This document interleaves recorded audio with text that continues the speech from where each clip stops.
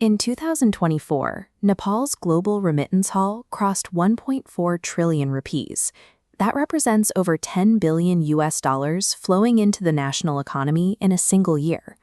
Economists and policymakers celebrate this influx for its role in stabilizing the national currency and fueling local consumption across rural districts. But at the airport gate, the math tells a different story. The individual worker isn't stepping onto the plane flush with capital. They are often beginning their journey with a heavy burden of debt. Under Nepal's free visa, free ticket policy, the legal cost to secure a job abroad is capped at roughly $85.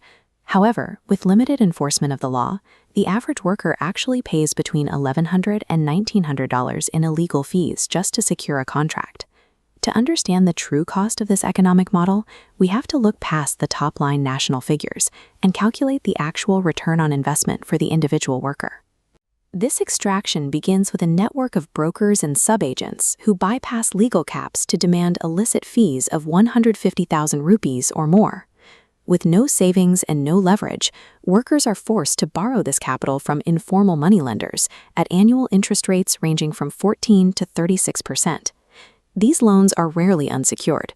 To get the cash, families often put up their rural land or ancestral gold as collateral. This creates an immediate timeline crisis. The interest begins compounding before the worker has even packed their bags. The result is a system of debt bondage.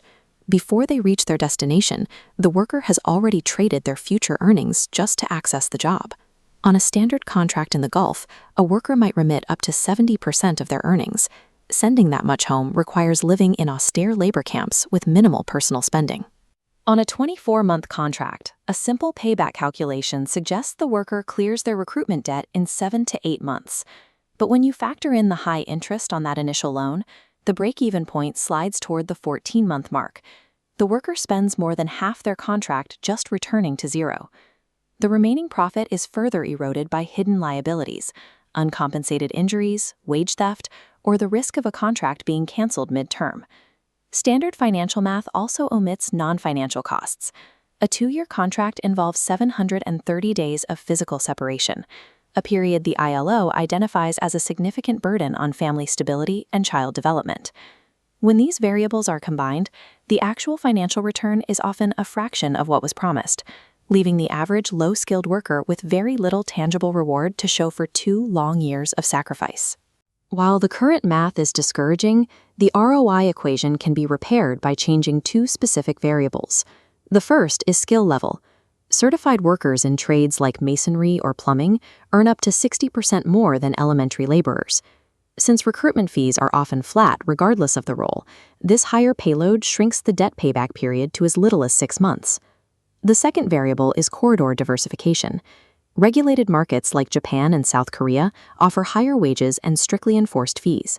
In these corridors, the higher earnings and lower entry costs turn migration into a genuine tool for economic advancement rather than a systemic trap. Ultimately, the most effective fix is the employer pays model. If destination companies bear the recruitment costs as the law intends, the worker's debt burden disappears entirely. The 1.4 trillion rupees flowing into Nepal remains a vital lifeline for millions of rural families, paying for education and essential infrastructure. But the current system functions by transferring value from the country's poorest workers to middlemen and lenders. For migration to truly secure Nepal's future, this extraction must end, ensuring the return on investment stays with the families who earned it.